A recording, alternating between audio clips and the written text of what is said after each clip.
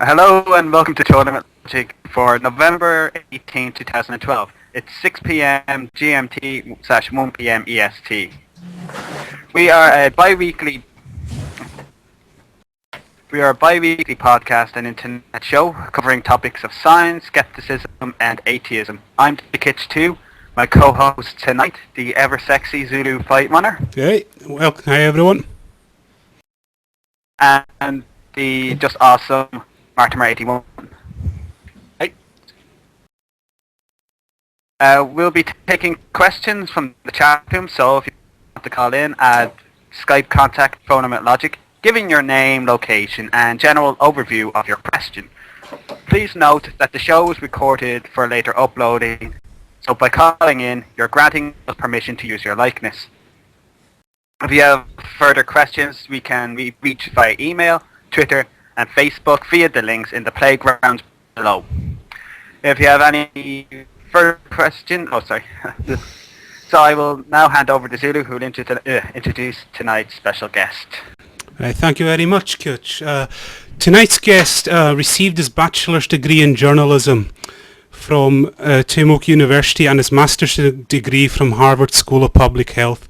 He has then since written many stories for CBS Health Watch and the Washington Post. Since 2006, he has written the column Bad Medicine for Live Science. He has also worked as an astronomy writer, working at NASA's Goddard Space Flight Center, and freelance for such magazines as Sky and Telescope and Astronomy magazine. He is currently the armchair astrophysics columnist for the Astronomical Society of Pacific's Mercury magazine. He's also the author of a few books: Bad Medicine, Misconceptions and Misuses Revealed, From Distance Healing to Vitamin O from 2003, and Food at Work, Workplace Solutions for Malnutrition, Obesity and Chronic Diseases. The latter book has been lauded by unions and nutritionists, inspiring government food legislation to improve worker food programs in places such as Mexico, Lithuania and Uruguay. His most recent book, which will be the focus of tonight's show, Hey Einstein, a novel about nature and nurture, is really his first foray into fiction, and asks the question, nature v nurture. What would have become of Albert Einstein if he had been raised in any other settings? And it also explores issues of cloning and genetics. So as we're doing an online show, you can't really put your hands together for our guests. So in whatever chat room you're watching this tonight, please give a thumbs up for our guest, Christopher Wanjek. Hey, well, thank you for that nice introduction. It might actually sound a bit confusing. It sounds like I do a lot, and I guess I do have a lot of different jobs going on. But at heart, as Cal said, I'm a health and science writer. I don't claim to be an expert in any given field, but what I like about science writing is meeting with experts and talking to experts and try to translate what they're saying into things that other people can understand. So what I'm hoping to do tonight is kind of present this idea that I have about Einstein and whether he would still be an Einstein if raised in quote-unquote less than ideal settings, and how much does nature influence intelligence, and how much does nurture influence intelligence? I've presented to skeptics beforehand, so I must admit you guys are an intimidating lot, and that's it's because you know a lot, and you're really good with the facts, and I think for the most part you know more than me, the so-called expert on this given topic. So that's why I'm going to want to hear your thoughts about what I'm going to be saying, yes or no to this core question about Einstein and intelligence. Maybe I'll just go to this first slide that I've presented. It's very limited presentation here today. I just wanted to put up some eye candy of sorts. And the first thing I wanted Cal to show to you guys was this poster from the movie Twins, 1988 poster. I don't know if you remember this movie. It's a movie that really didn't need any more explanation beyond Arnold Schwarzenegger, Danny DeVito, twins. It was a funny enough premise to go on with that these people could possibly be twins. And the The premise, which of course makes no sense to any skeptic crowd, is that scientists wanted to create some type of Wunderkind, and so they use six sperm from six intelligent men and combined it with an egg of a woman. But twins were somehow born, and the experiment was halted, and they didn't know what to do at this point. And so it's silly at a very basic level, of course, but there are some interesting things that come out of this. And I actually I didn't even remember this movie as I started writing my novel. But it is interesting that the Schwarzenegger character, he's the taller, good-looking, smarter, stronger of the twins. He is raised by one of the scientists on some South Pacific island, taught 12 languages, the whole works. And one other interesting little point is that he's told that his mother died in childbirth. And the Danny DeVito character, he's raised in an orphanage. He ends up being kind of streetwise, but this is interesting to me too. He's told that his mother abandoned him. So from the very beginning, these kids have some level of negativity and positivity into their life. One told that his mother abandoned him, and of course, being runt-like, he has certain negative feelings all growing up. And the other guy is kind of godlike and told that his mother happened to die, but maybe he can live on. So you had that kind of influence going on there. But again, that didn't influence my book. I just kind of realized that later. Let's go on to the next slide. And these are twins. I don't know if you can see the slides, but it's pretty basic. One, maybe I don't even have my slides open, but I remember this, of course, because I gave it to Cal. One is there are two mice, two sets of mice. It's the same experiments that are done from Annie Jordel's lab. I've met this fellow. He's at Duke University in North Carolina. These mice, for those who can't quite see it, one is huge and orange and kind of orange fur, and one is a little brown mouse, like you would normally expect. And they are twins. They are clones. They are genetically identical. It's just fascinating. And I have on the slide, there's another one too, the same idea. One's big, one's small. And what's happening here is something called epigenetics going on. So these mice are clones, but the clones themselves were they were implanted in two different mothers, two different mother mice, and the mice themselves had different diets. And that radically changed the outcome of the life of the mice that would be born. It's an epigenetic concept. Epigenetics is like the window above genetics.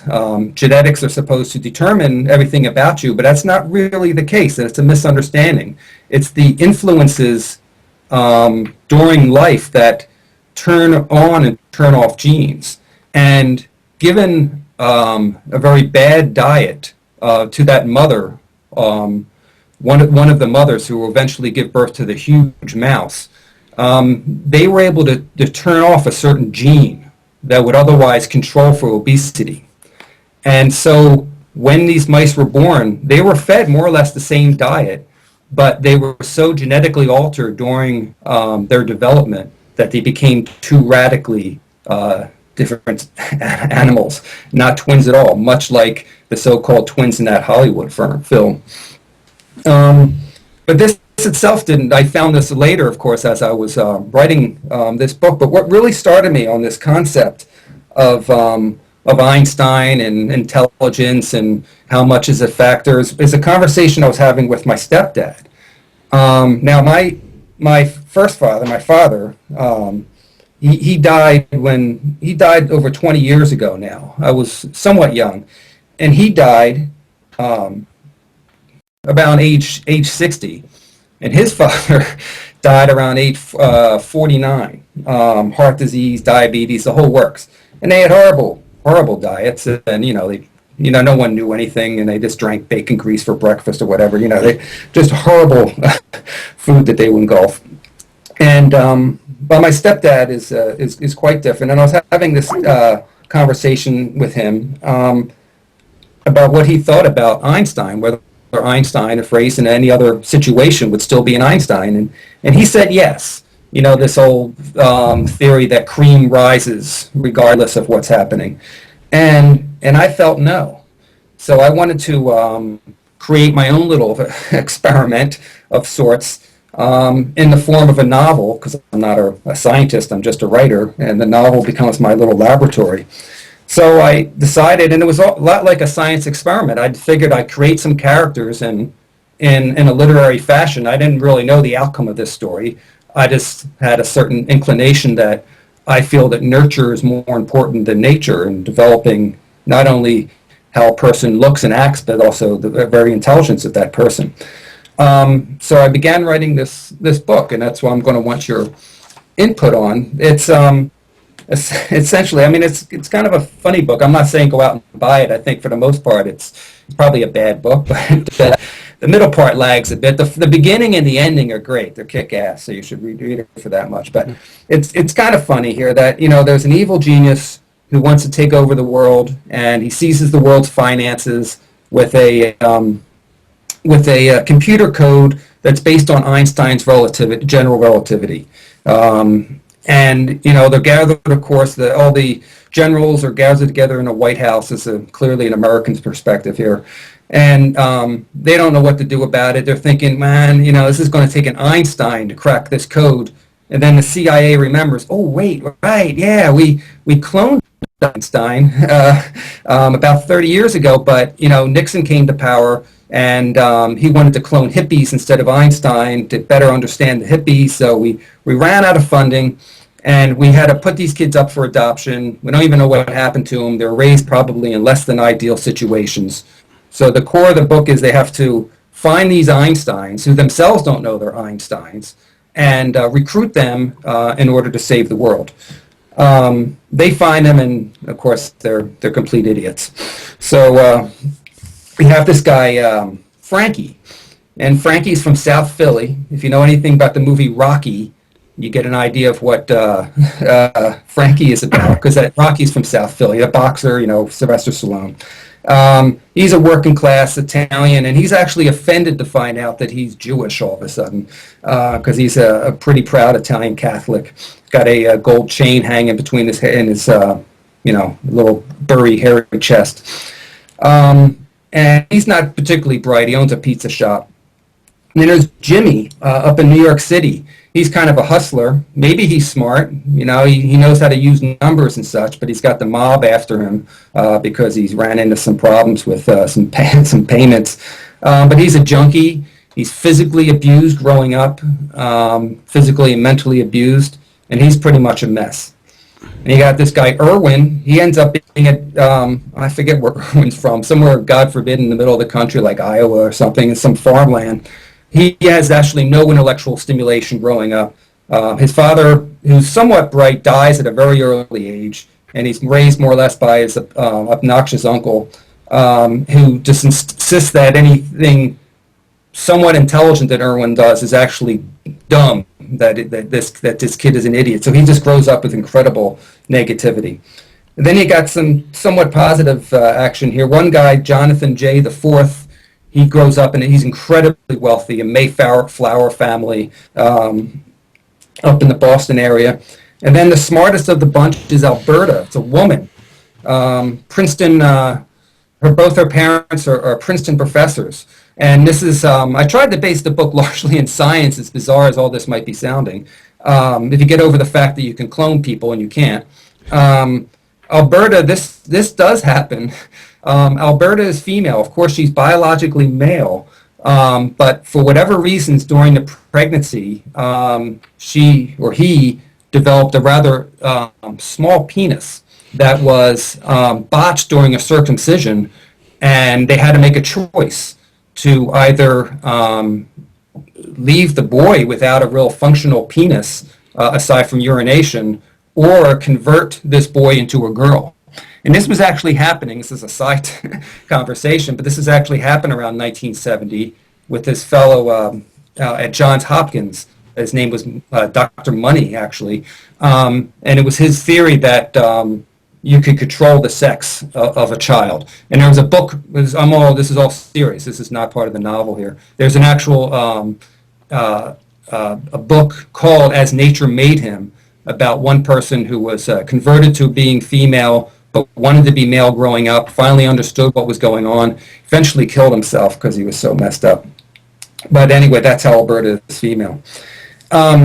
So none of them are that smart except for the Alberta, who's raised by priestly parents. And so they're recruited to save the world, and of course they can't. They go out, the White House gives up on them, and they go out to try to do this on their own.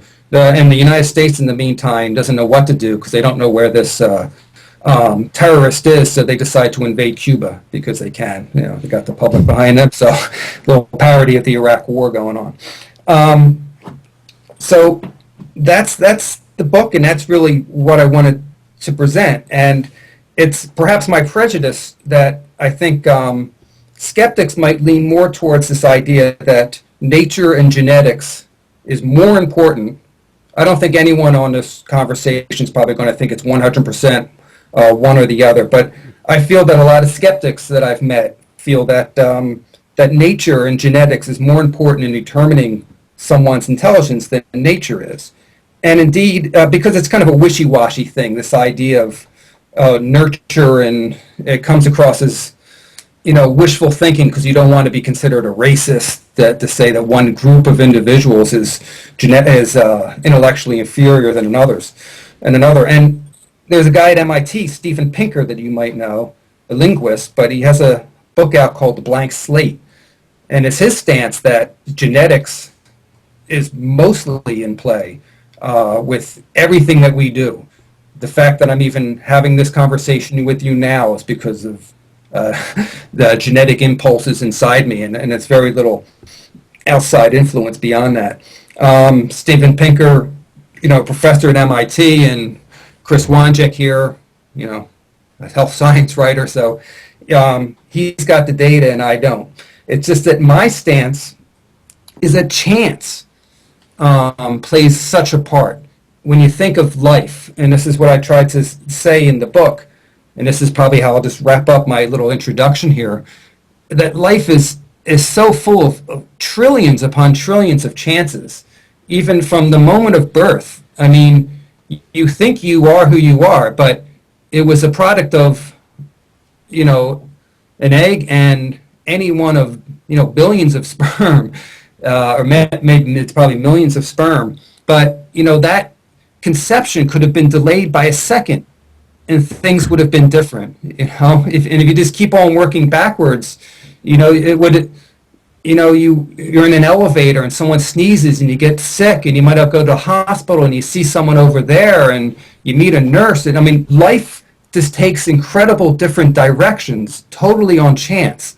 And everything, I mean, the fact that you're listening to me right now means you're not in a car someplace else with the potential of meeting someone else and of having a child with that other person. And it's so much chance going into everything you do, and then you're born, and you're supposed to have a soul, you know, according to certain religions, and because you were meant to be this way. But then more chances come in that take you in your life in any direction, and that's what all happens to all these characters. You know, Frankie, the South Philly guy, he's lifting weights, and you know, he's a big bodybuilder kind of guy, only because he saw it one day on TV because it happened to be raining and the baseball game was canceled and this thing was on instead. Or Alberta, you know, she's a feminist because she happened to stay at that house during college because she wanted to stay at someone else's house, but there was a storm and, you know, the line was knocked down, so she couldn't get through to that person, so she went up to the other person. And it utterly changed the direction of her life in the way she thought. And again, with Jimmy, he happened to get a girl pregnant, and it was just clearly by chance that somebody's parents were out of town because of a snowstorm, and they had a party at that parent's house, and he got a girl pregnant, and that altered his life completely, and it altered his chances of going to school, and all these kind of things utterly change our path and make us who we are. It comes down to chance and not so much genetics.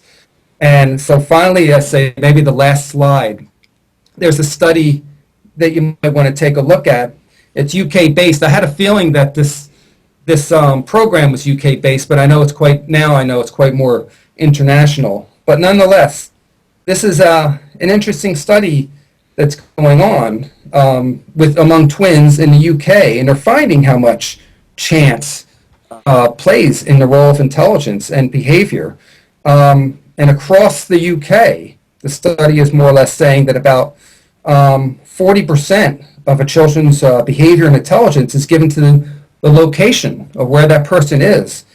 And that is even more extreme in London, because there's such diversity in London, all these different kinds of people. And that means these twins that the twins themselves become more different from each other, because there's a greater chance in London of meeting different kinds of people. And there's greater influences on their life, and this radically changes their behavior at schools and their performances at school. So let me end it there. And just to, it's probably a different kind of a topic or presentation that's done on this podcast, but it's really just my idea that chance more so than genetics is playing a role. And I feel that our societies, our collective societies, is placing so much effort, so much focus on the genetic aspect of intelligence, the genetic aspect of health, and that we need genetic fixes to overcome, be it obesity or heart disease, or even medications to help kids learn better at school, trying to change their genome in that way. So let me leave it at that and open it up to just comments or questions. Okay, thank you very much, Chris, and I'm pretty sure Kitch will have some questions after that. Kitch? Yes. Yes, actually I do. I noticed on one of the slides, this is just actually more my own interest, but the slide, one of the slides had for the mice, was that, by chance, I'm not sure if you know, a study about the agouti gene? Yeah, that's right. You got it. The agouti gene. Sort of familiar. Yeah, that's exactly it. And so for people, so people who don't know about the agouti gene, so it's let's see, the agouti gene is I think it plays a part in obesity, and one gene. I think the fatter of the two, I might have this backwards, but it's more or less the same concept, that there's a certain chemical called a methyl group, hydrogen and carbon. And in one animal, that group got affixed to this gene and shut it down. And therefore, the gene couldn't express itself. And had it been expressed itself, again, I forget which way, it either would have controlled obesity or encouraged obesity. And that was a result of diet. And something similar was happening with the skin and the hair, the fur color. Yes, as far as I remember for that study, I remember it was covered in in one of the lectures for molecular genetics. Mm-hmm. That the gene was the dye composed of folic acid, and yes, which would donate methyl groups. I think helped to prevent the onset of the yellow color and obesity, and different the greater the agouti, the greater the folic acid content, the greater the greater effect it had on limiting the obesity and yellow fur. Yeah, you're right. You're right. Yeah, that gene, the yellow mouse, it stays on all the time, that gene, and it causes the yellowness and the obesity of that mouse. It was actually, it was the mouse they used was a mutant using, I'm trying to remember, an IAP promoter, Right. which caused the gene to be constantly produced, but for the usually in mice it's developmentally regulated. I just had to get that out because that's actually a paper I found pretty interesting when I was studying for the exams. And I used it because it was an extreme example of what can happen. But in more recent studies, and it's relatively new, and nothing's conclusive here. But what you're doing in your lifetime, you inherit certain things, but what you're doing to yourself in your lifetime, in terms of food and perhaps even your intellectual pursuits, is altering this epigenome, and more scientists are thinking that can be inherited. There was always this belief that the epigenome just kind of wiped clean and the pure gene gets passed down, but they're finding in animals that they can, like these mice, that they can have influence later in life. And there was also a sort of an unfortunate human study that had naturally taken place when the Germans had, at the end of World War II, imposed an embargo on parts of the Netherlands, and certain children, certain fetuses still in the womb, certain mothers were denied certain nutritions. And they've done studies on these children 40, 50 years later to show how different their genetic makeup is, and that there's the potential that they would pass along their susceptibility to diabetes or other diseases as a result of what happened to them when in the womb. So this is the idea of epigenetics affecting how we look and our health, but nothing yet really on intelligence. Yes, and I actually find the whole area of inherited epigenetics kind of very interesting, and it'd be very fascinating to see how that will play in the evolution of organisms. See how that kind of epigenetic inheritance would influence. Yeah, it's a brand new field. Yeah. And I think this guy from Duke really helped launch it. Okay, there is one question. I'm not too sure what he's referring to, but TC Unbeliever is asking, would you call this Lamarckian? I'm not too sure. Oh, yeah. Yeah. I don't know that well enough, but I've seen that argument, so I guess the answer is a bit yes. And that if I wish that person could speak, but the idea is, before Darwin, there was that concept that you may have heard that the reason why a giraffe's neck is so tall is because during its lifetime it has to reach higher and higher, and then those changes during that giraffe's lifetime gets passed on.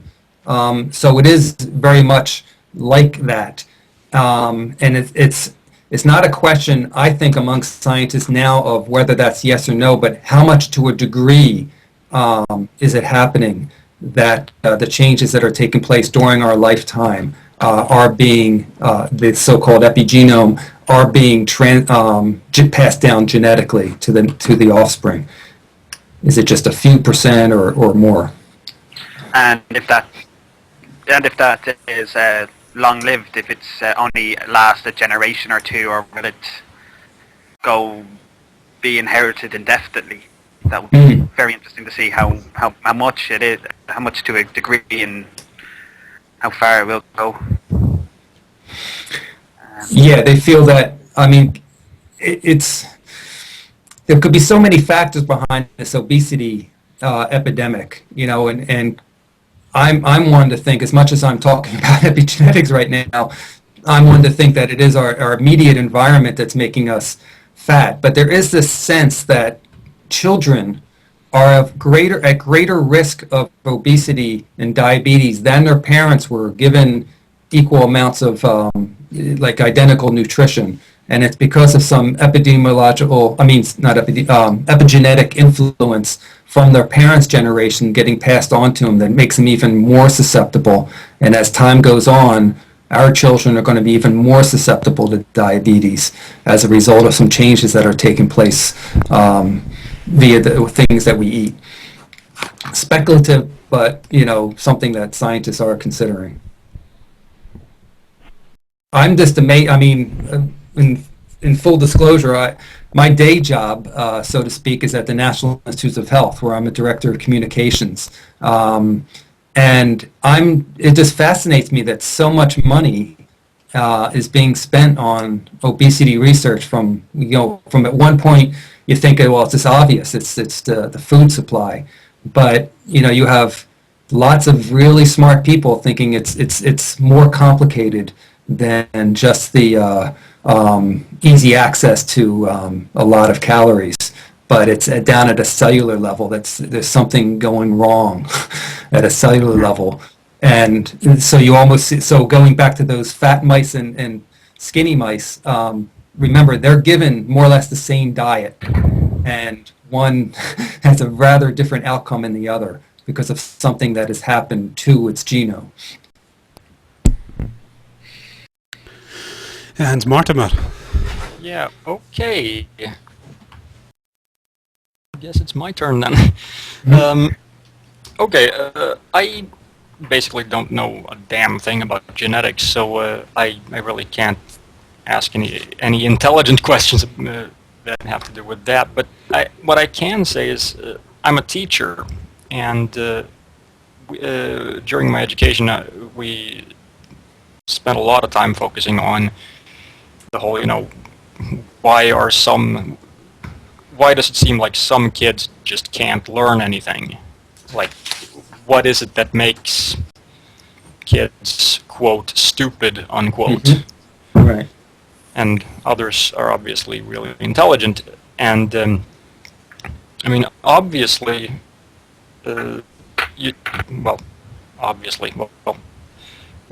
you find is that there are connections between things like, your, what's the word? Your class. Mm-hmm. Social class. For example, social class, yeah. Yeah. And how well you do in school. Things like that. So I'm thinking that there's probably,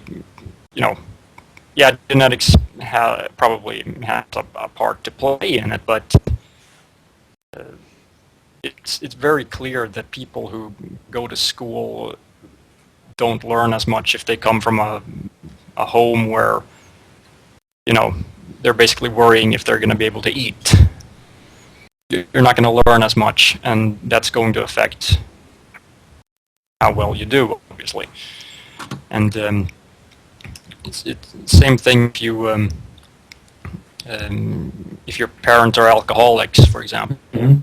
Right. I mean, you're not going to do as well because there are other things going on than just can you focus on your studies. Mm-hmm. And I would like to see, right now they've done a lot of studies on twins about this, and identical twins separated at birth, which are kind of rare. I would like to see some studies, and it's probably going to happen soon, on adopted children. And I actually have an adopted child. I have a child adopted from China. And this is totally anecdotal, but I find it fascinating when I look around. We're in a group of families who adopt from China, and we get to mix with these people. By and large, it's amazing. I mean, you have these kids that have no genetic connection to you, but you see kids in plump families starting to get plump, and children in wealthy families end up being, quote unquote, more intelligent because they have better access to these schools. There's no genetic connection here. It's pure environment. It's pure their own parents' attitudes influencing these children on learning, and the money, of course, which is everything in the United States between no education and a decent education. And I'm fortunate enough, we only have the one child that I wouldn't think of sending her to a public school here. So she's only 6. I can understand but now why. she's starting. Yeah.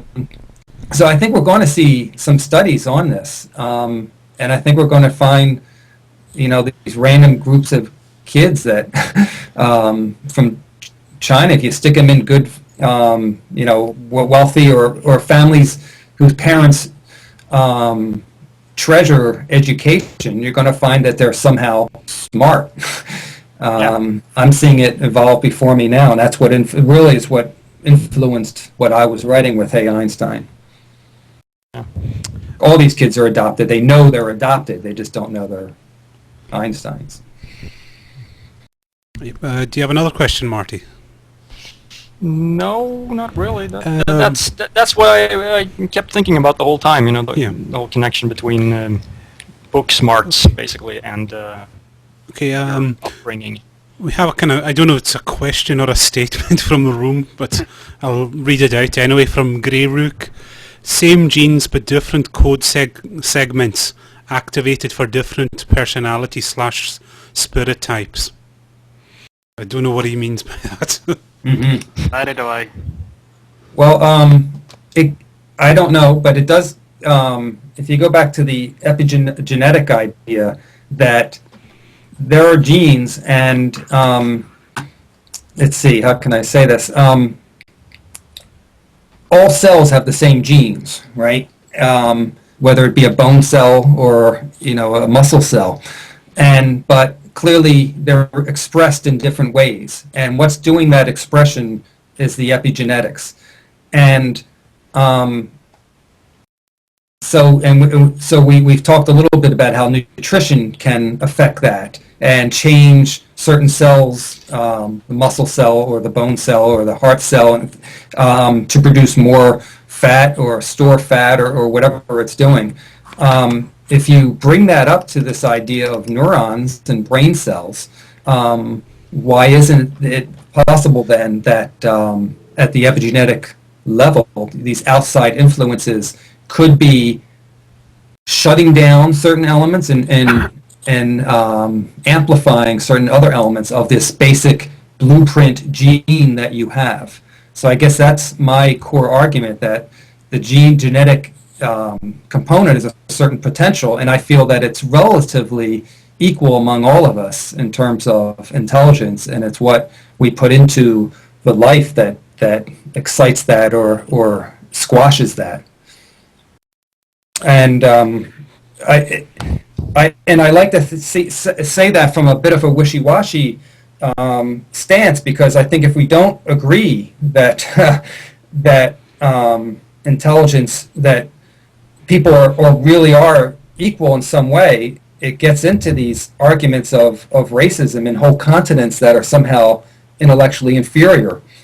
And so I tried to point out in the book very quickly that the many of the so-called backwaters today, and my apologies to people who live in these areas, but I think you probably know what I mean. I mean, Egypt and Babylonia and God forbid, Greece and Nubia, Kenya.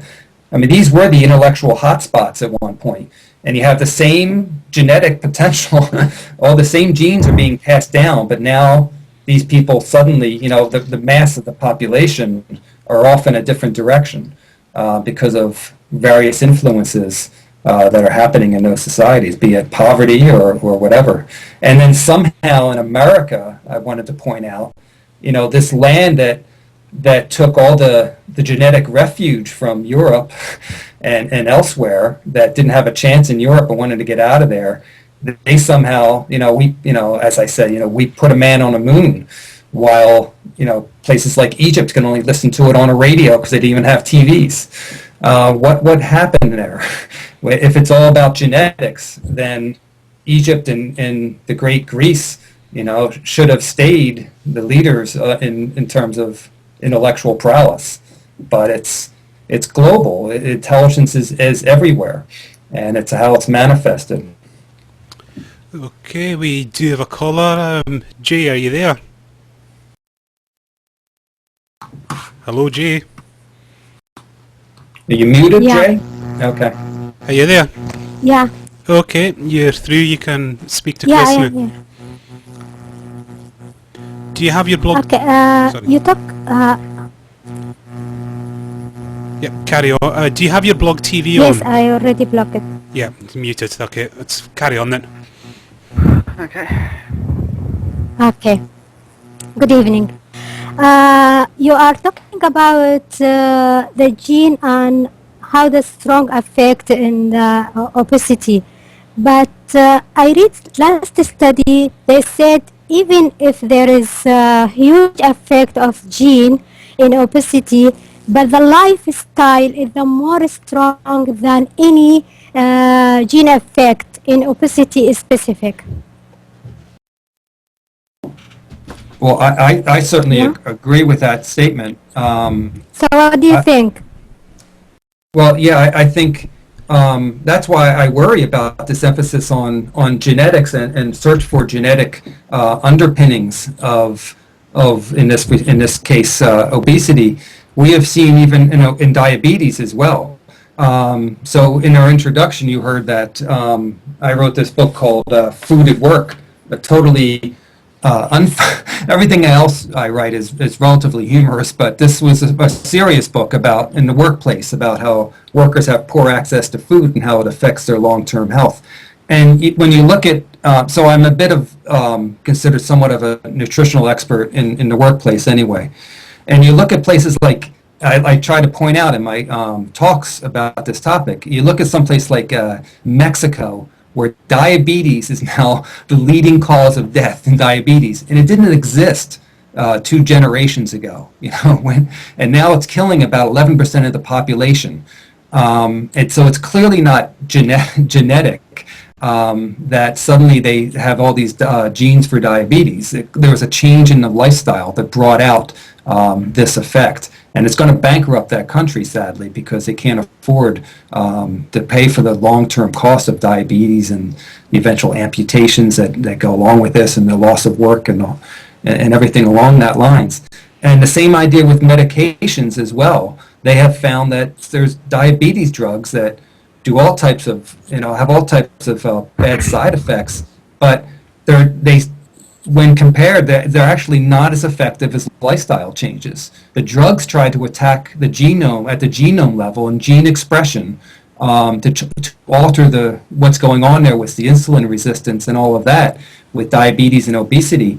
But they're finding that lifestyle changes are actually more effective than any of these drugs that you could possibly take.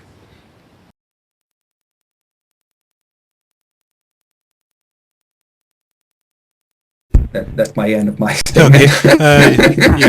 Okay. You had a second point, Jay. About diabetes.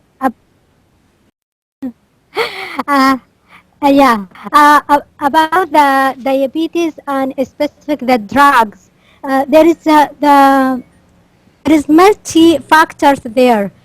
When you drugs absorption, it's just not affected by if you take the right drugs or not, or if you take it the right time or not.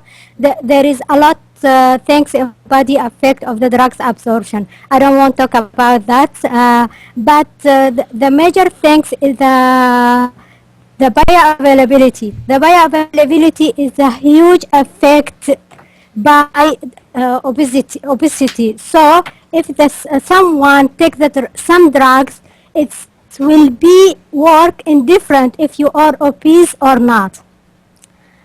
Just I want to say that statement. I am pharmacist, so I know that for sure. The next point about education. There is someone talk about difficulty in education in some difficulty learning in some children.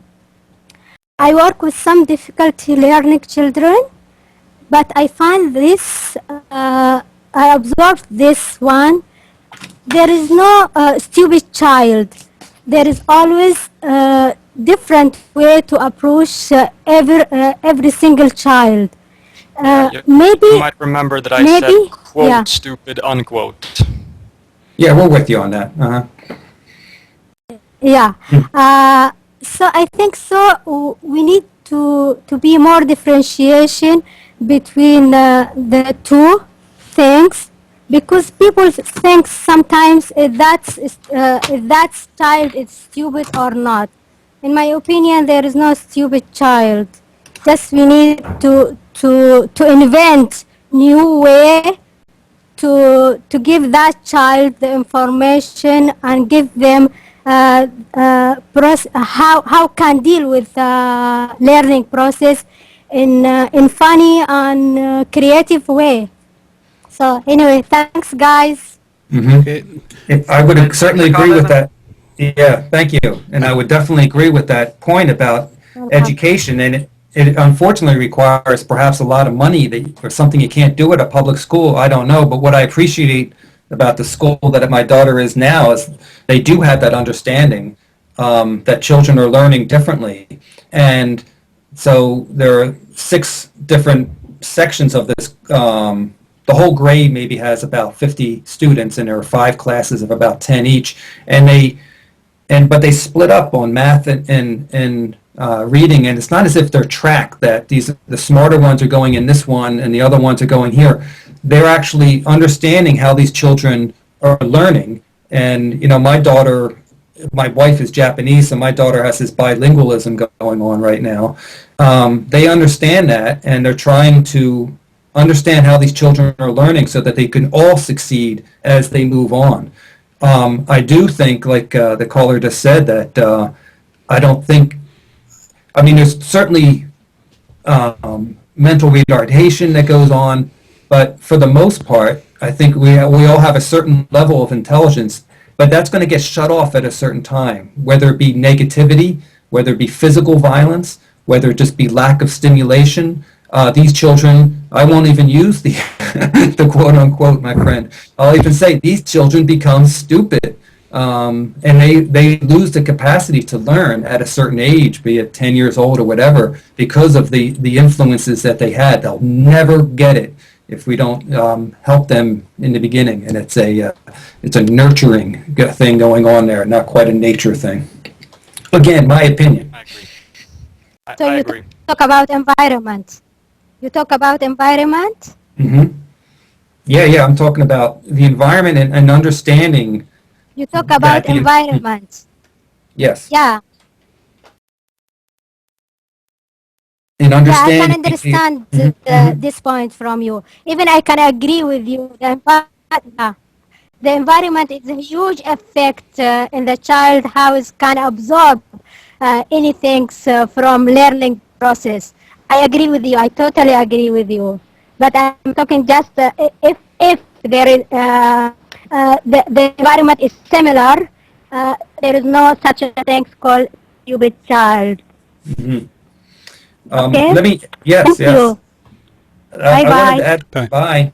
I wanted to add one other thing, and I feel it's a limitation to my little theory here, is that I have seen families, I have to be fair, and I think the skeptics appreciate this.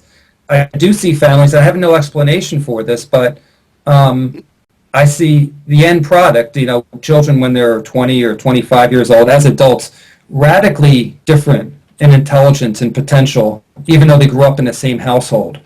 And that would imply that there's some genetic factors going in here to a certain extent. I mean, I grew up in Philadelphia, and I knew some generations, you run into some bad friends. So between 2 brothers, or the older brother might have had a certain circle of friends that had pervasive drug abuse, and the younger one didn't. And I can see how that happens. But I've also, in my own little anecdotal evidence, I have seen, a family of 4 where, one child becomes a CEO, and the other child is an utterly underachiever, and the other children in plural. So what was going on in that one person's brain?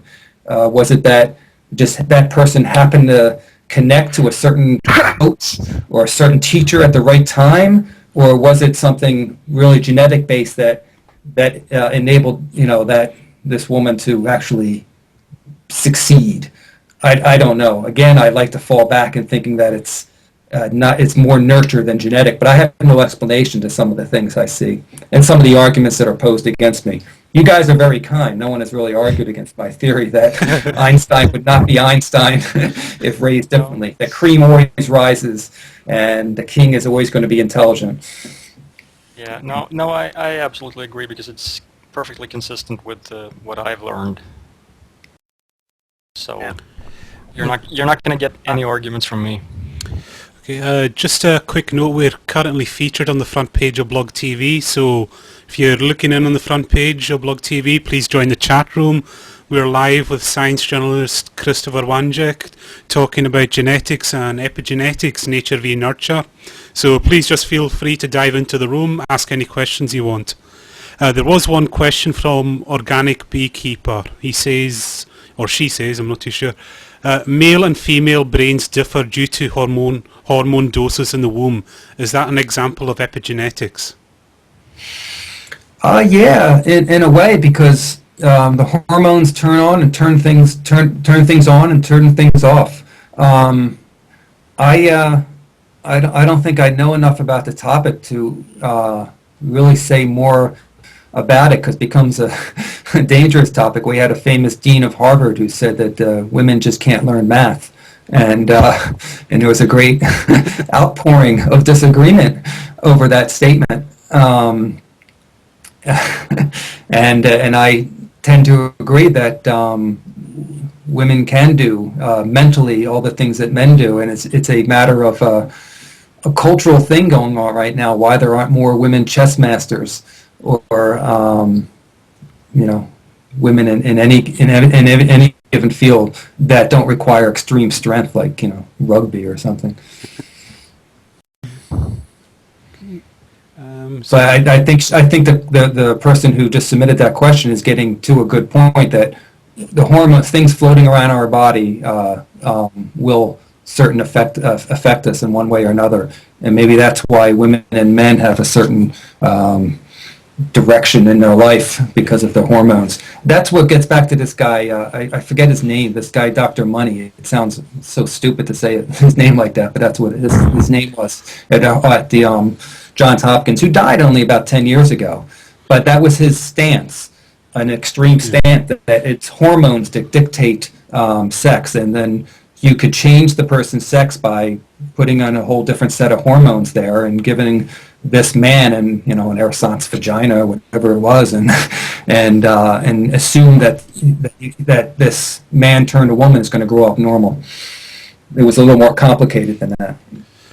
So I just have to bring this up. While you were talking there, Jay was back in the chat room, and she's saying that she loves chess. So. You go. You go, girl.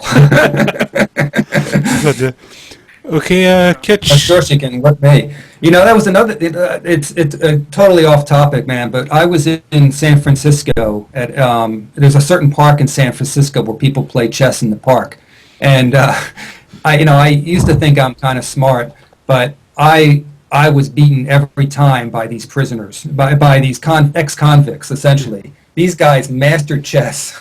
These derelicts of society who did their time, and are now out. They mastered chess in prison, and they just blew me away. I mean, blew me off the board. So I just thought that was interesting. And they are African American, and but I didn't come close to beating them. It's just like how in South Korea everyone kicks ass at StarCraft. Yes. Right. I mean, you got certain countries. It's a cultural thing. They just they're just so. I don't want to piss anyone off, but it's like the culture is obsessed with it almost, and then everyone becomes really good at it. I mean, duh. Yeah. It's not. It's obviously not genetic. What's the gene for knowing what build to pick in what game? No, that's stupid.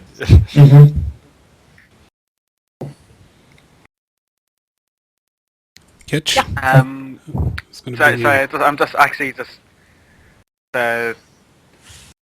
trying to just come up with a question. I just know from actually my own experience, I do lab demonstrating, and it's generally, you can just maybe my sample's a bit biased here, but because it's a university setting, and usually if you get to fourth year, you're pretty intelligent. Mm-hmm. But that's the theory. Although sometimes I wonder with some of the horror stories I hear. But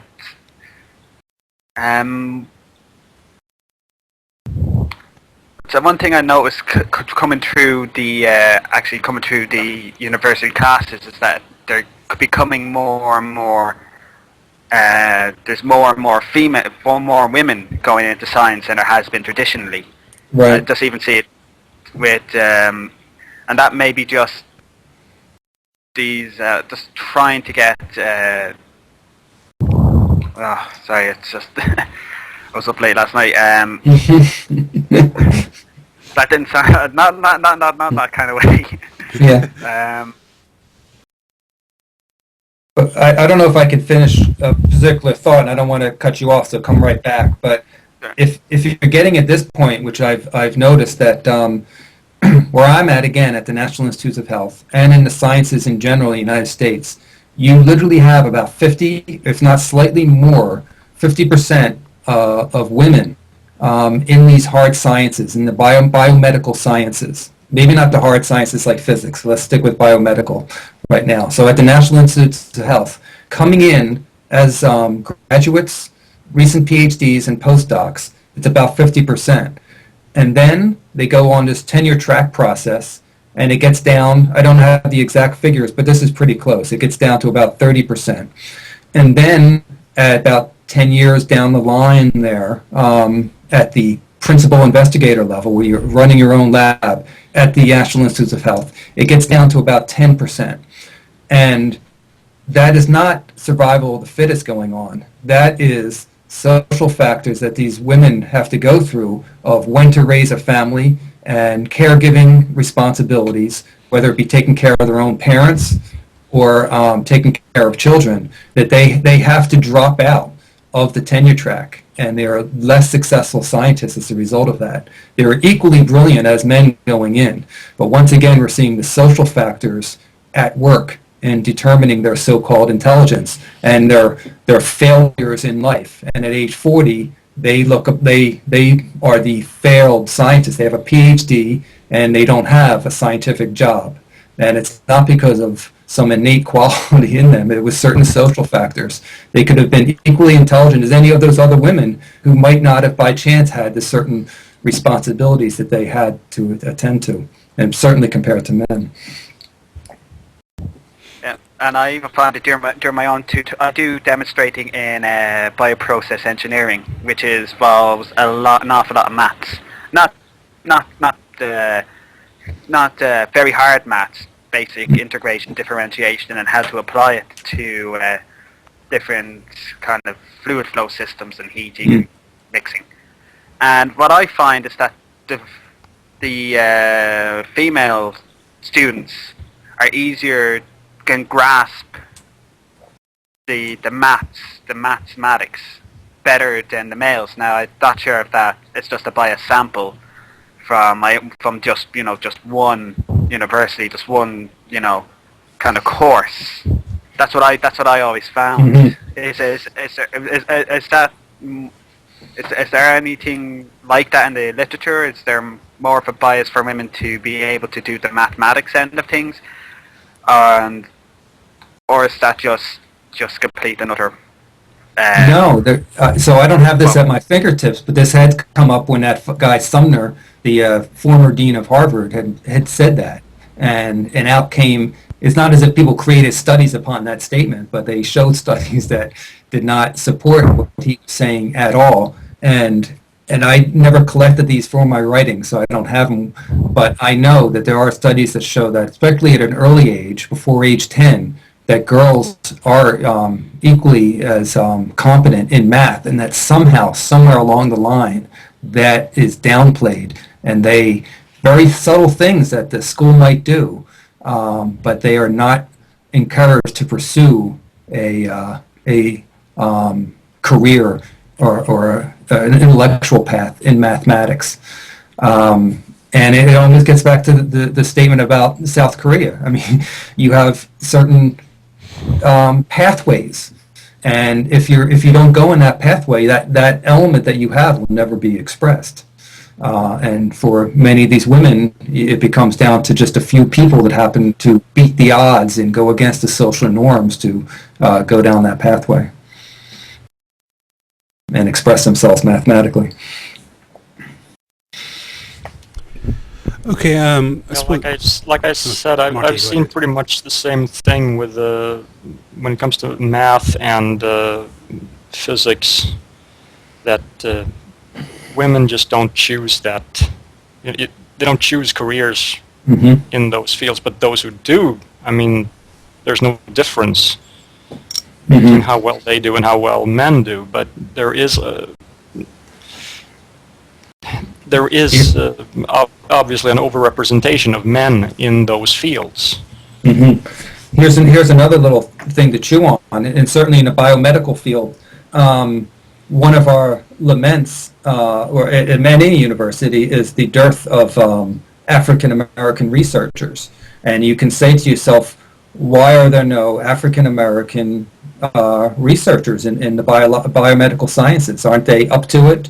And again, you see the social pressures. They are succeeding as medical doctors. They're just choosing not to go into research because, and the numbers are there. They're quite, and you might realize this now that I said it, there are many African American medical doctors in practice, in surgery, and all types of these things, because it makes a lot of money. and these folks have a lot of time, if they're coming from a disadvantaged home, they have a hard time telling their parents they're going to go and research and be a postdoc and earn $30,000 a year for the next 10 years after raking up all these tuition costs, and then go into a career that's going to pay $70,000, $80,000 when they could be medical doctors and make their family proud.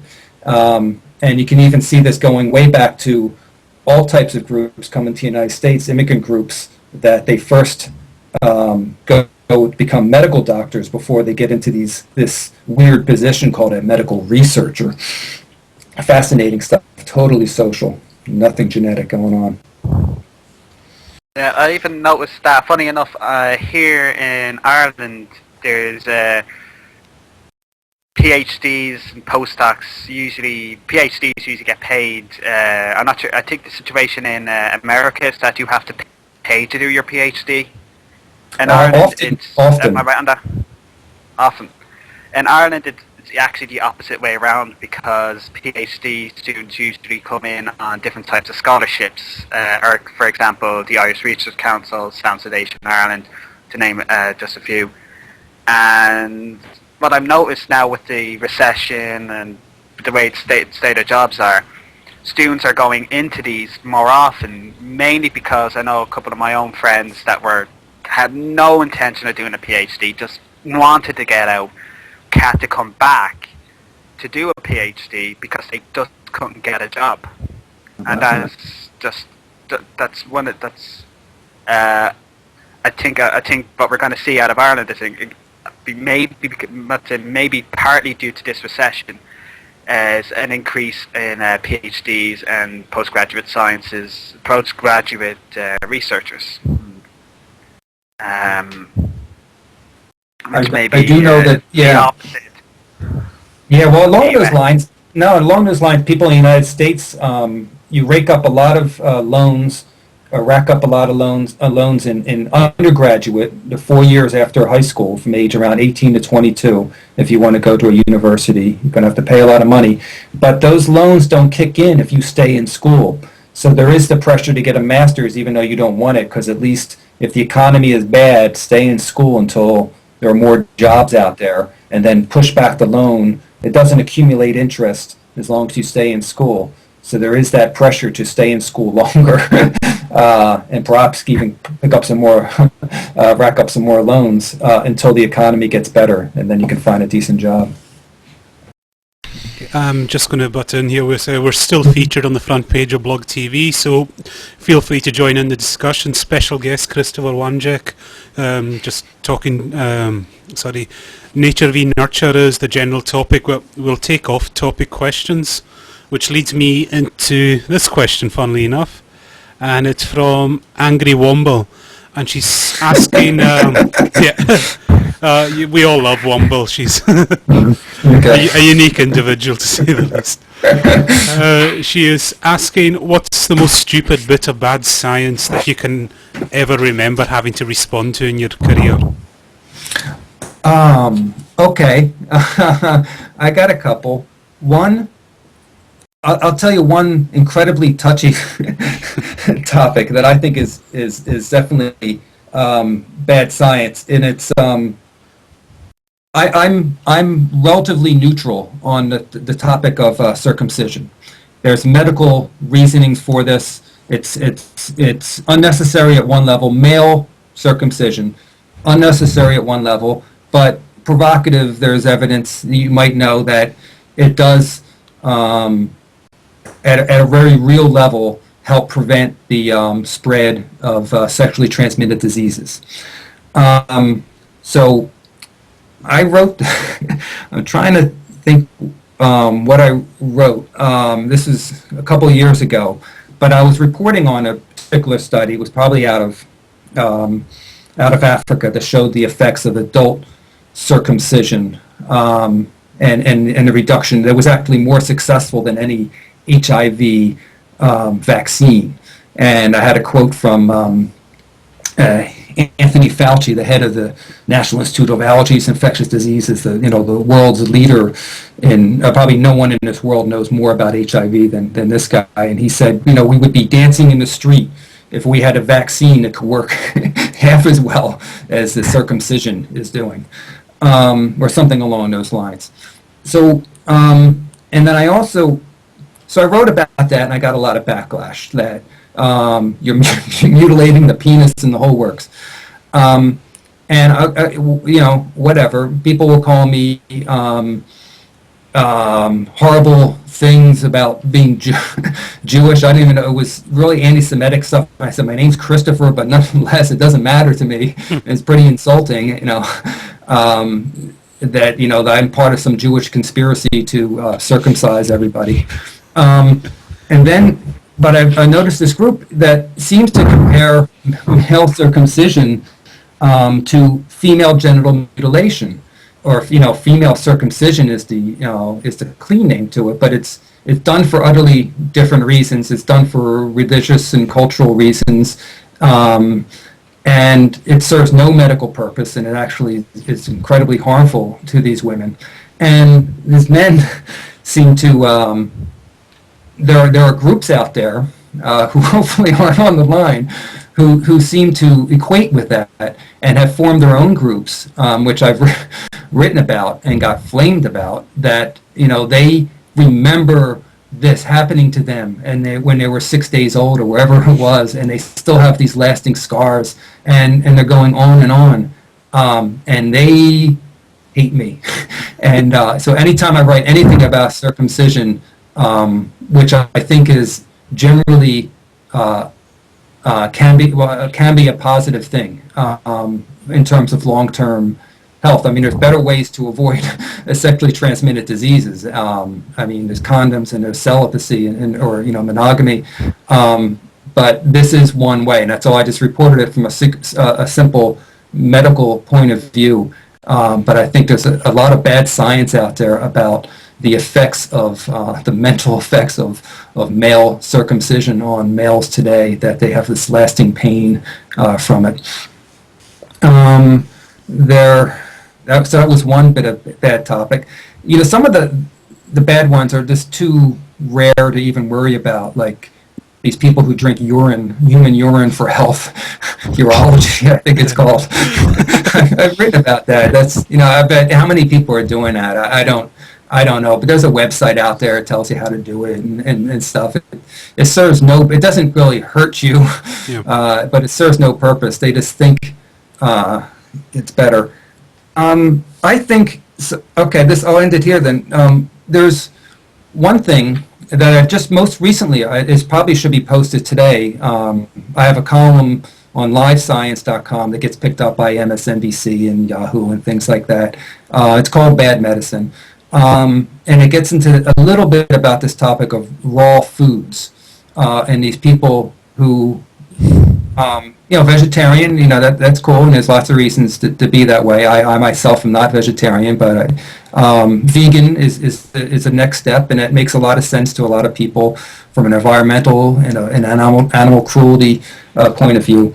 And then beyond that is something called rawism, that you do have the folks in the UK that are listening. That I believe there is quite a movement in the UK along these lines. It might even have started in the UK. If I remember correctly, there was one proponent of the raw food diet in the 1960s, and it took off from there.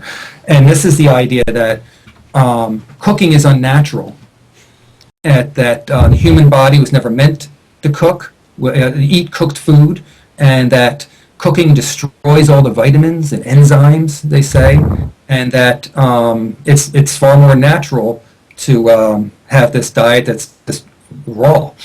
And that's wrong on so many levels. It can work today, and I try to tell people, and they're very ardent. You write something about this, you get loads of angry email. But the logic is so flawed on so many levels. If anyone's out there on a raw food diet, please, I don't want to, cut you off at all, but you're wrong on all these. From a health level, you're going to lack certain vitamins. Even in a vegan, where they don't like to hear this, but you simply cannot get vitamin B12 on a vegan diet naturally, period. It's only in animal products. You're going to have an egg at least once a year or something, whatever it is. You're going to have an animal product or take a pill, and that's not natural. And there is no culture in this world that's a vegan culture, because you wouldn't exist. Okay, so at that very biological level, the veganism isn't going to work naturally. Only in a modern society can this happen, because you can take pills. And it can be a healthy diet beyond that. It can be far healthier than anything that that's happening in America with ham and fried chicken and all that. It can be healthier, but it's not. You can't say it's natural.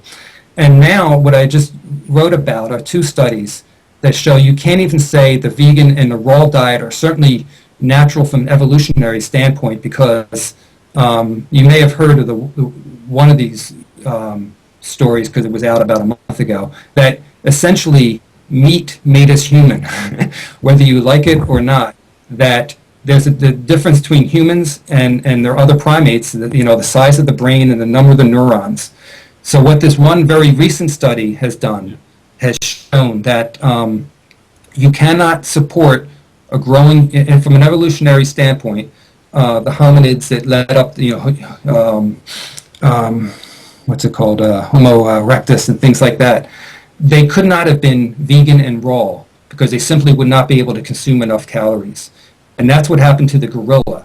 The gorilla is vegan and raw, and the gorilla is 3 times larger than us, but has 3 times fewer brain neurons, because they have to eat all day long, essentially 80% of a 12-hour daytime, just to consume enough calories to support their bulk.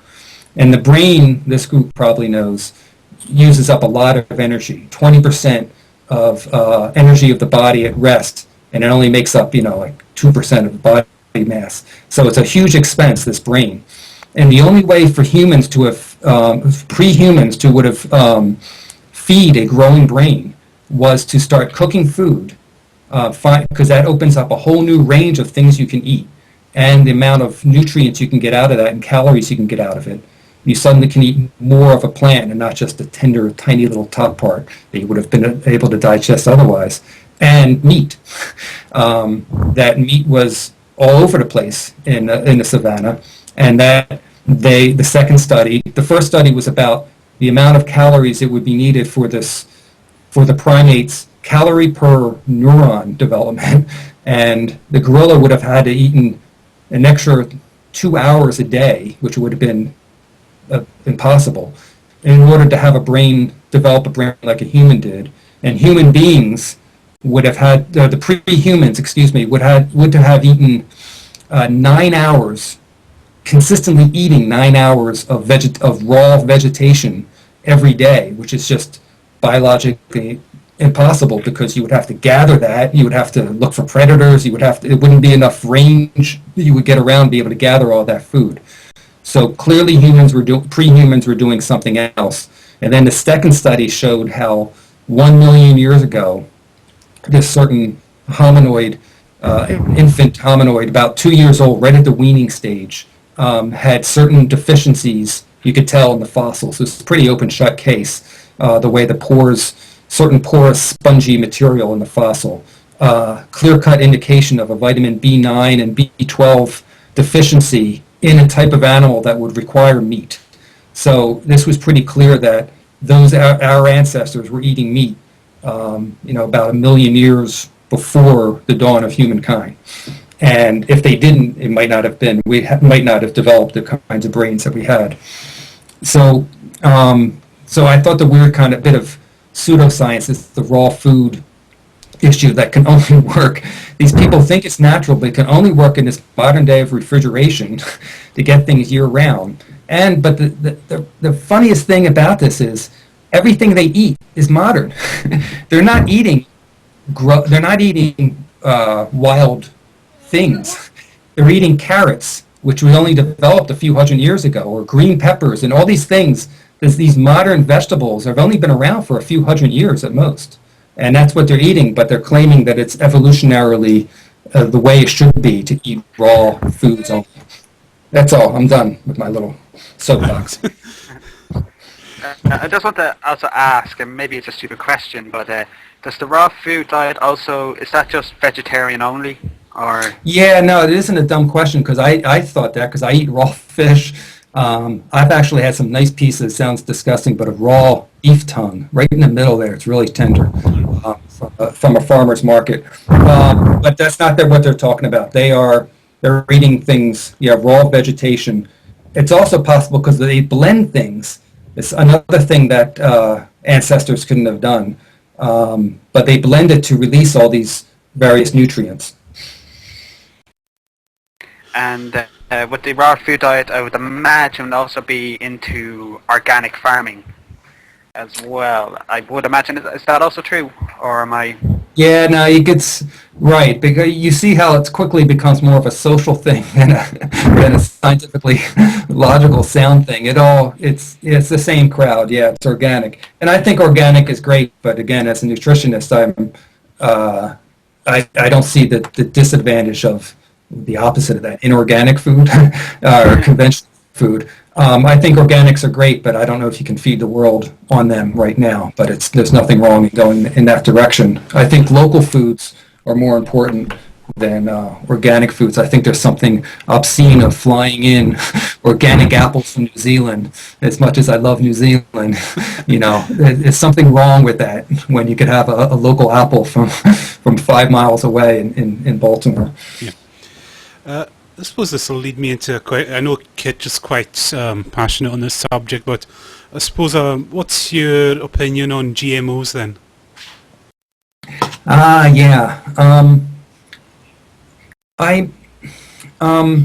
It's like any Frankenstein kind of thing. If you do it well, it's good, right? It's whether you trust Monsanto and some of these big DuPont and some of these big companies. I guess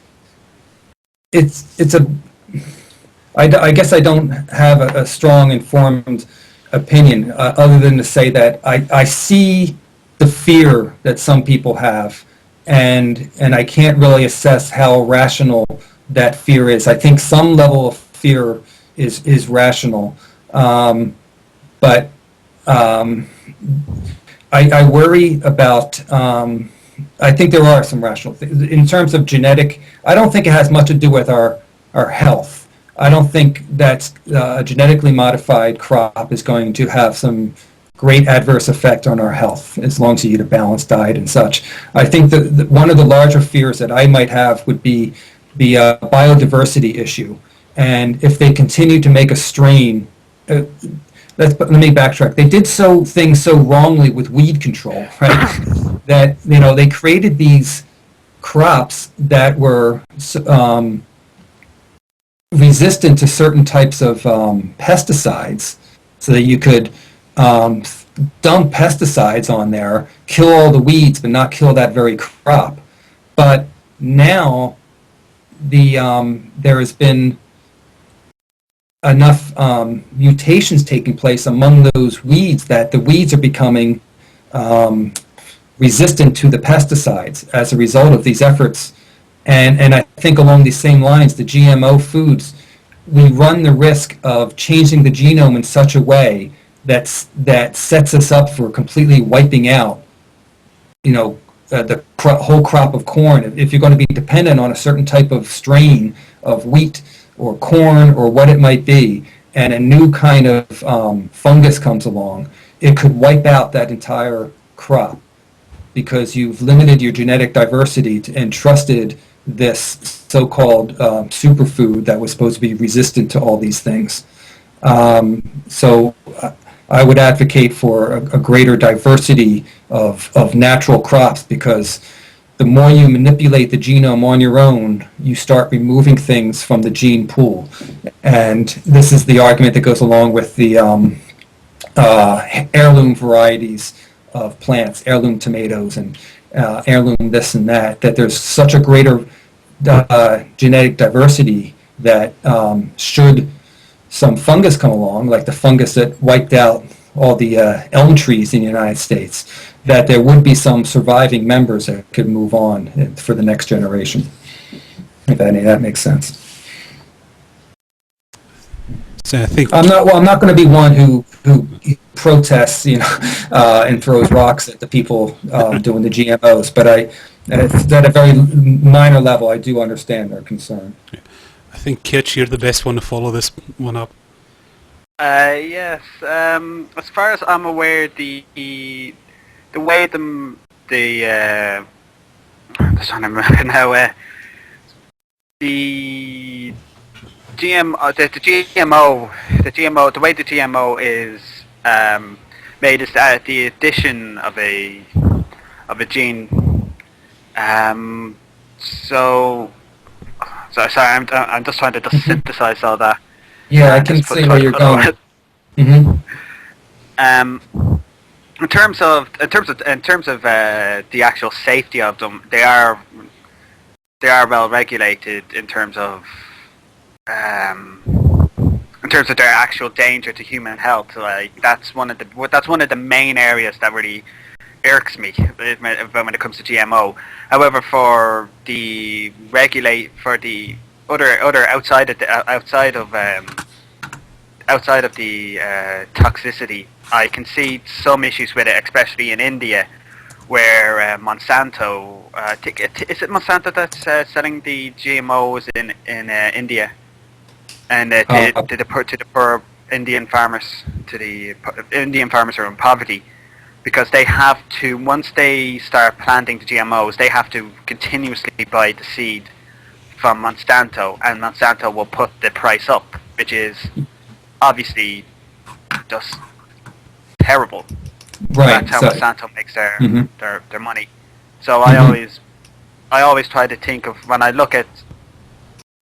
come to GMO and debating GMO, so I always try to separate Monsanto from the actual research, because Monsanto is a company and its profit, while research is driven by a desire to actually do good, depending on the researcher. But most researchers are in research to make a difference, to do these sorts of things. But there are concerns over GMO, legitimate concerns, but that's more to do with the companies, the actual companies themselves, rather than the actual research.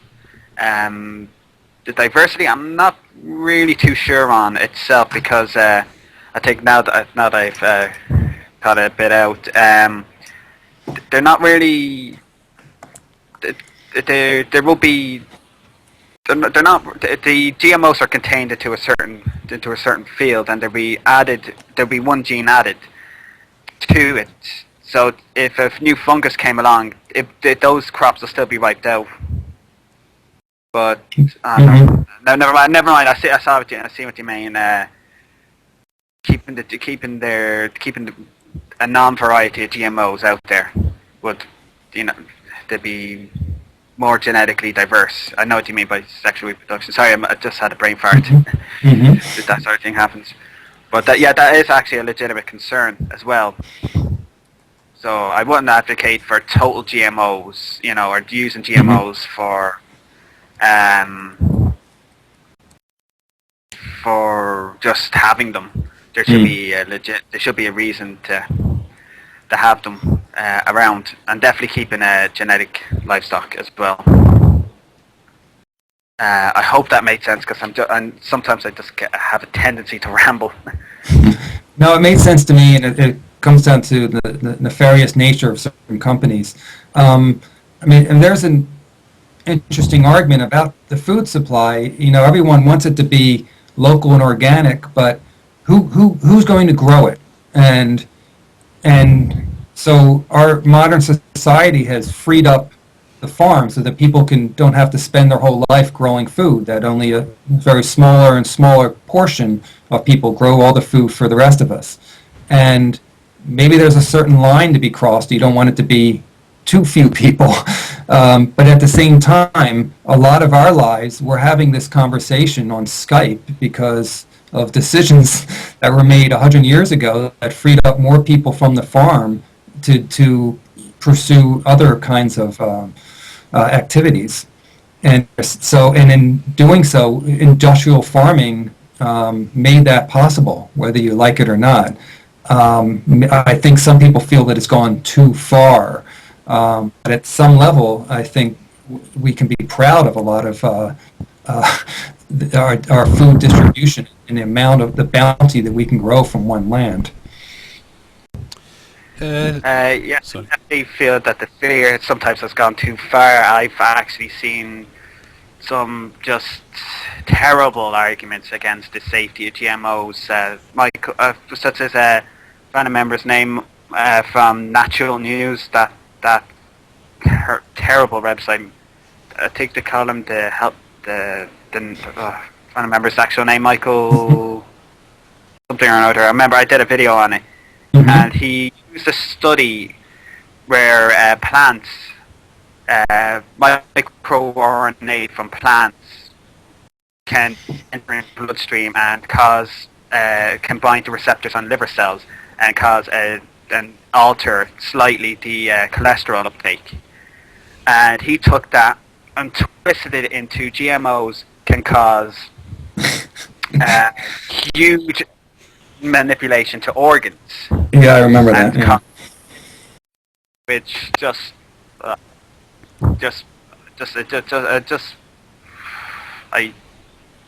still stumped actually. I'm still gobsmacked over that. Well, it's a radical new idea, and I think any new radical idea is accompanied by a certain healthy dose of skepticism, whether it be rational thinking or just utter fear. I don't know. Okay, got a question from the chat room from Organic Beekeeper asking, could humans be modified to make vitamin C? Yeah. I guess my question would be why. I love oranges. I don't know. Dogs can generate it, right? I'm not one to say no to anything. I guess that could happen. It's just a matter of why would it need to happen, and what would be the impetus for someone to start doing that. Maybe a deep space voyage, right? Like the sailors cutting across the sea and not having the limes and getting scurvy. Maybe there's some space reason for that. I don't want to trivialize the question, but it seems that certain animals can generate it. So in theory, you would think that you might be able to enable a human to generate it, but for what reason, I don't know. Okay, and this is just one question I had off the top of my head. You've probably encountered a lot of kind of the alternative side of medicine. Mhm. I mean, and we know they can be a bit, well, nuts, to be honest. Like, which are the ones that have had the most just over-the-top reaction to what you've written? Let's see. I think Falun Gong. Are you familiar with Falun Gong? Never heard of it. Oh, that's Can't say I good. have. Falun, I thought it was had a presence in London as well, but it comes from China. Falun, Falun, Gong, Gong, and this much is true. They're persecuted in China, largely because they're wacky, but they've held protests outside various Chinese embassies, certainly the one in the United States and Washington, and they have this. But the funny thing about Falun Gong is because they're protesting against China, and because China has persecuted them, and because China is considered by many people to be evil in whatever respect, that you have a lot of liberal Americans liking Falun Gong and going along with this bizarre belief system of it's a modern invention of Tai Chi and some of the more things that I do believe have therapeutic effects in Qigong and certain elements of Chinese medicine. But Falun Gong takes it to a whole different level that I tried to explain in an article in the Washington Post as the protest was going on in support of Falun Gong, that some entity lives within you that has these arms and it rotates in a certain way inside your gut in a different dimension, and it keeps things in balance, and you have to do these crazy exercise with your arms in order to power the spinning of it. If any American understood the basis of this, they would just run away from it. But instead, you got these people in the park to this very day, outside the Smithsonian area down in Washington, D.C. They meet every weekend, and they do these bizarre-looking exercises that are kind of a watered-down Tai Chi. If they were Tai Chi, that would be great because that's very controlled movement, and there's some very good studies that show how good that is for Parkinson's and certain balance problems. But this is just some bizarre weird thing to do with your hands, and all these Americans are doing it. And I wrote about that, and the Falun Gong people, yeah, of course, they were being persecuted because they think they can live forever by doing these things. If you're doing it right, then you should be able to live 400, 500 years. The fact that you're not living that long is because you're not doing it quite right, so you got to practice more. So that was one bizarre thing that that had some resistance. I'm trying to go through some of the homeopathy, of course. I'm fascinated by homeopathy. Clearly, I don't believe in it, and I try to explain people what it's all about. I mean, there are high-priced shops in Boston around Harvard Square that sell this stuff, and it boggles my mind. If anybody understood that, maybe this group understands. I don't know if I'll get much resistance. It's by definition, sugar water or whatever. No, it's water. I was just going to say there, kind of in the UK, we've got entire kind of homeopathy facilities on our National Health Service here. Right. Like millions been spent on these. And I think it was, I don't know, did you see Richard Dawkins' Enemies of Reason documentary? Yes. Yeah, well, yeah, he kind of explained it better there. Right. And I have written stuff quite recently because I know Europe is finally backing away. I think Switzerland, where Switzerland might not support it anymore. I think there's been a lot of rattling in the UK that this can't be supported by the public health system. But what I found fascinating, I guess this gets to Michael Shermer's book of why do, I forget the actual name, but why do smart people believe dumb things, something along those lines. And anyone who knows the actual title should speak up. But it's why do people believe weird things? So, Yeah. Okay. Good. This story never ran for the Washington Post because I became too empathetic with the homeopaths that the Washington Post thought decided not to run it. But I visited a pharmacy, and these people, more so than any other, some alternative medicine, they're clearly quacks. They're clearly out to get money. The homeopaths, from what I found, I've talked to a lot, they are good people. They just believe this. They really believe in it. They are not trying to steal anything from you.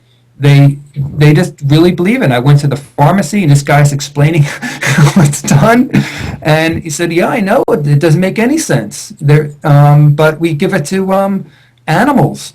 I mean, I was a farmer, and I had, this is what the guys tell me. I had sheep, and they were sick, and I gave it to the sheep, and they got better. I mean, what did the sheep know? But the sheep got better. They don't know anything about a placebo." And he's going on, and I could see in other people, there's researchers that are into this, and they're smart, and for the most part, and the ones I actually talked to, I got a sense that they're very good, warm people who want to help people and believe in this product.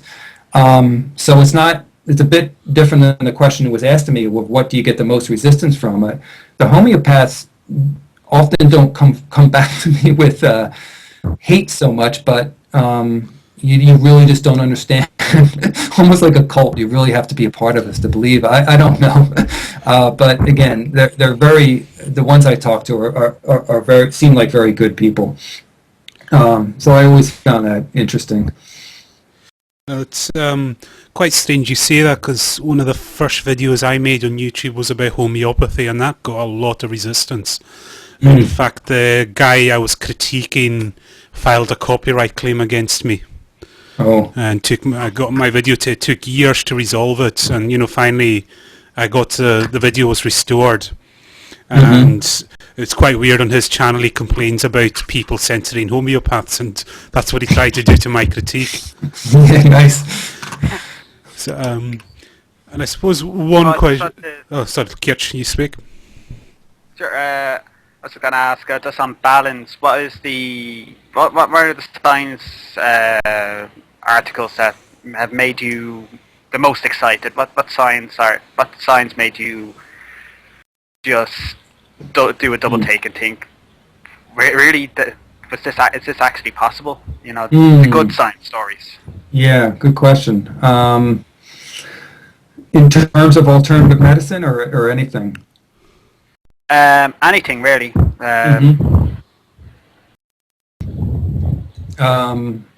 Okay, because quickly then on alternative medicine, I do see some real things and some very promising things on acupuncture. As strange as that sounds, it gets to a level where you might not be able to deny it anymore. That that something is going on, and at some level that makes sense to me, because I disregard any alternative medicine that just violates physics. Okay, like homeopathy or distance healing, things like that. No, end of conversation. But you are pressing things in acupuncture, and could it be that we simply don't understand what's going on, but something is going on, and that and the Chinese did have some sense. I had seen some demonstrations at MIT, at Massachusetts Institute of Technology, of all places. I was right there. It wasn't fraud. It was a real researcher who was finding these electrical currents that happened to be spot on with the pressure point, those points on the body that are in these ancient Chinese maps. And there might be certain flows that of electrical impulses that might do something. I don't know. So I find more and more that I'm coming closer to the fact that acupuncture, there might be something to a certain level of what can be done with acupuncture. Beyond that, I've seen some interesting things with stem cells, and that I do think, years off, 10, 20 years off before major therapies, but that seems to be immensely promising. And of course, that Chinese fellow, Yamanaka, just won the Nobel Prize for the iPS cells, the pluripotent stem cells that are adult but can be reversed to an embryonic stage and then branch off into something new. That has a lot of promise, but a little bit scary too, because it seems too simple to be true. But nonetheless, I see positive after positive study on stem cell therapy, whether it be adult stem cells or embryonic stem cells, of being able to cure, essentially cure diseases that you never thought would be able to be cured.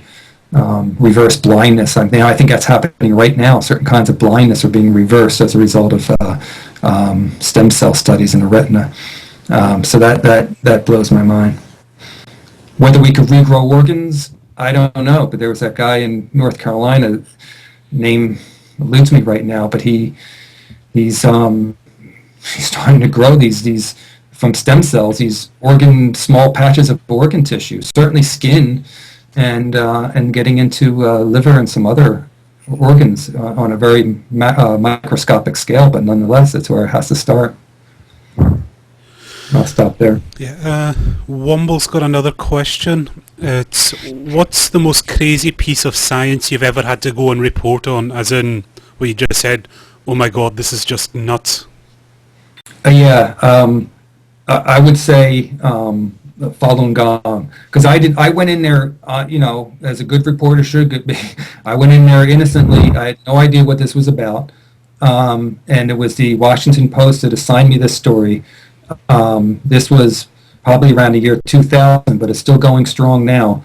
And that story, I dare say, might have made some difference in the way people think, and certainly the way Falun Gong operates. Because at the time, you were able, and I told people to take a look at this so you know what you're getting into. But you could get the manual, essentially, online and get this. It had to be some huckster. I couldn't get a hold of the guy who created this system. He's in exile from China, and he was living in Queens and in New York, and no one could get a hold of him. But he has essentially this explanation of Falun Gong in all its glory. It was online in both Chinese and English, and I was able to show passages that were just absurd. And sure enough, if you look now, you won't find these books available online, because the Falun Gong people realize how dumb this might sound like to the normal person. So they don't make these things available anymore. I have it. Maybe I can email it to folks. And it explains the origin of it. It's so bizarre on so many levels of this intelligent. It's like an alien invading your body. It's some intelligent. Trying to think of the wording they used. Intelligent being in a different dimension in your gut, spinning in a certain direction that you have to keep on spinning for good health, and it gets a little bit into the Chinese stuff of balance and yin yang and such. It's just so utterly bizarre. And then of course you see it all the time, the testimonials. Yeah. I had cancer, now it's gone. I grew back a foot. Whatever. There's people just coming up right with the Monty Python thing. She turned me into a newt. It got better. And interesting, all these testimonies still has that $1 million check. Yeah, right. So that hands down, that would be the most bizarre thing I was asked to report on. No one asked me to report on urology, the urinology, that idea of drinking urine, but that one I'm kind of doesn't do anything good or bad. But I'm trying to going through a quick list here, and I can't think of anything more bizarre than Falun Gong. Going back to some good science, I'm guessing you've interviewed quite a lot of scientists. Which scientist in particular has stood out the most? Who are you most impressed with of all the scientists you've spoken to? Well, let me start by a general statement. So for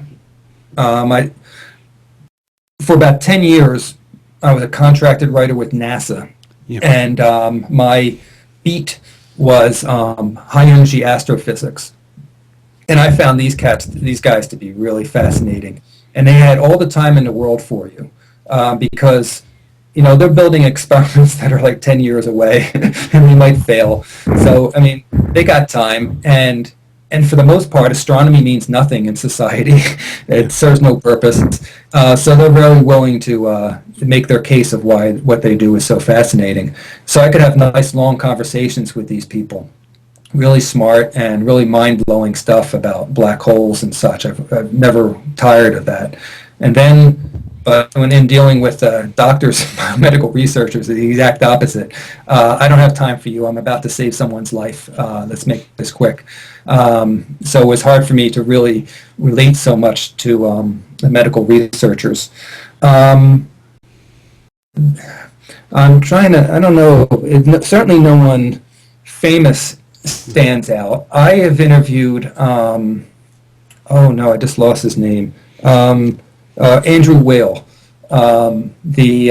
He's alternative medicine. Are you familiar with this guy? He has the big fluffy gray beard, bald head. Is he just an American phenomenon? He must be American. He's pretty big here. Then, okay, about Deepak Chopra. Yes. Yeah, right, yeah. He was really, I guess that's the opposite side. He was really difficult to talk to. Very cagey. If you ask him really intelligent, almost challenging questions, he doesn't know how to answer them because he can't give you the typical spiel. It's like he knows he's wrong. And you're like, oh, I can't fool him. What do I do? Maybe I'll just change the topic. But Andrew Weil, Weill, I found him to be incredibly rational and practical. And the more he comes across as he's, positioned as the alternative medicine guru and nutrition-based and yoga and all the good feel kind of things. And he has a very prominent website. But if you get into that, and in talking to him, he's a really good person. He had a fascinating past. I don't think he dropped out of Harvard, but he was at Harvard Medical School in the 1960s with that whole LSD era, and he did a lot of drug research, and he claimed, he says he's done just about any drug there is, and he got into that whole idea of peyote and mind-opening experiences and things, and he's written some books that are, were certainly controversial at the time, late 60s, early 70s, about the importance of mind-opening drugs, and he eventually found his way into alternative medicine. So he never had much credibility. Brilliant guy. I mean, he was at Harvard Medical School. But he never had much credibility in mainstream science. But I've grown to appreciate him. I don't see how people could really, if you look through his stuff, he's really practical with his advice about, you're sick. Yeah, I mean, there's certain teas you can drink and all that. But if it doesn't work, go see a doctor. He doesn't like so many other people assume that you can, with Deepak, just happy thoughts will make you better. He's not at that level. He's very rational. So I grew to have a respect to him. I thought he was a fascinating individual. I talked to him on several different occasions. I think one of the last times I talked to him was with somebody created this, you'll love this patch that you put on the back of the cell phone to absorb the cell phone radiation. So cell phones are no longer dangerous because this patch absorbs all the transmission that gets out. And it lasts forever. It never fills up. I've seen commercials for that one on YouTube. Oh, yeah. Well, for me, I'm a technician and I used to work on cell phones, so that's kind of...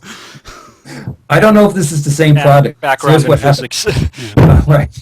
This might not be the same product because this was at Whole Foods, which is an organic kind of store in the United States. Rich clientele, wealthy clientele anyway, upper class. And Washington Post again sent me to investigate this because the stupid owner bragged to the Washington Post, you should write a story on my product. And so they sent me, the bad medicine guy. And the product claimed that somehow Andrew Weil endorsed this.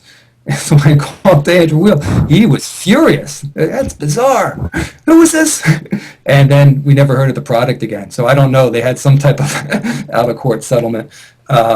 So that's why I feel that he was just a good guy, Andrew Weil, and a fascinating guy, even though, well, I mean, he can really convince me that, I think nutrition goes a long way. He probably helped my thinking that, like I was saying about diabetes. I mean, lifestyle changes is definitely more successful in managing diabetes than drugs that will mess up your liver. And I'm not anti-drug, but I think he was fascinating guy in putting my mind to that. I think this will be the last question. We've got a chat room question. Organic beekeeper again. What does Chris think about organic molecules discovered in space? Oh, yeah. Well, I find that's no surprise. We're not talking about life, right? We're just talking about things that are organic. Yeah. And that was never my beat or specialty. And I still do write about astronomy. It's always high energy astrophysics stuff and not at the molecular level. But I have a good friend who will be coming over for Thanksgiving in a couple days, an astronomer, a Japanese guy, and he has been studying various organics. I wish he were on the phone, but he's not. But on Mars and in space, this is nothing new as far as I'm concerned. There's vinegar in space. There's all these different organic things in space. It's just a matter of they can't do much in space, but clearly it's out there, and when it settles on a habitable planet, wonderful things might happen, or horrible things like here. All right. I think it was when I watched, History's Universe series. Mm-hmm. Yeah, I think I watched Which one? of the Universe. That's all it's called. It's on the History Channel. I remember one of their episodes when they were talking about giant beer clouds in space. Yeah. You try to get something that people can relate to. And of course, right? being a Scottish guy, my eyes just lit up at the thought of that. Beer clouds. I'm going. Yeah, get me on that rocket right away. Okay, I think we're drawing to a close. So, Chris, if you want to promote any work of yours or promote your blogs, now's your chance to go on the soapbox again. No, I got nothing. So you might find, if you think I'm somewhat entertaining, take a look at Hey Einstein. I think you can get the I think it's the Kindle version rather cheaply for $2 or $3 US. I'm not sure. Or a hard copy. It's print on demand. So if you order it on various places like Amazon, they'll mail it to you. And I like the concepts that you heard. That was the original point of this conversation. I think it's a fascinating idea, if I say so myself. This idea that a living experiment with Einstein clones out there, 5 of them, 6 of them, whatever it might be, running around and really not living up to the original Einstein and having all these social issues because of what's happening to them in their lives. I just think it's an interesting concept, and I think the beginning of the book is pretty compelling. I think it gets tighter at the end. You'll have to wade through the middle because as I tell people, it's hard to write a novel. Yeah. I'm always writing these little 1,000, 2,000 word news articles. Yeah. It's a whole big middle part of the book you have to fill up with things, but hopefully it'll open up. It sounds, I don't want this to sound pompous, but I wanted to kind of start a discussion, in society about genetics and what I feel is this over-reliance on everything is in my mind, everything is getting to be all about genetics, and it's less about personal choice and lifestyle and the choices that you make in life or the choices that happen upon you. And that scares me, that we starting to think that things are beyond our control, that it's a fate, and your genetic fate will determine who you are, and that's I think when we go in that direction, we lose a bit of our humanity. That's all.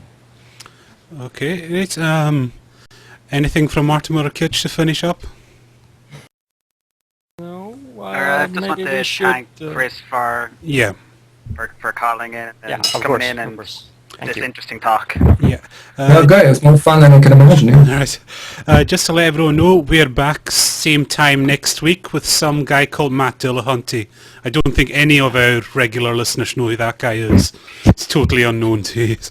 Nope. But also, just 1st of December, we have one that Kitch is looking forward to, Michael Nugent, President of Atheist Ireland. If you tune into that, we'll also have the announcement of next year's charity show. We'll officially announce it then. And like I said, you check the Facebook and everything else, you'll see we've got a full schedule. We are booked solid up till February, and there's so many cool things happening. So everyone in the room, as I said earlier, we can't put our hands together really in the chat rooms, but thumbs up for Chris for a fantastic talk. It's been great. Yeah, likewise. I really did enjoy talking to you guys, and maybe we'll get together again sometime. Oh yes, definitely. So thank you very much everyone for tuning in, and we'll see you again same time next week. Good night. Good night. Bye.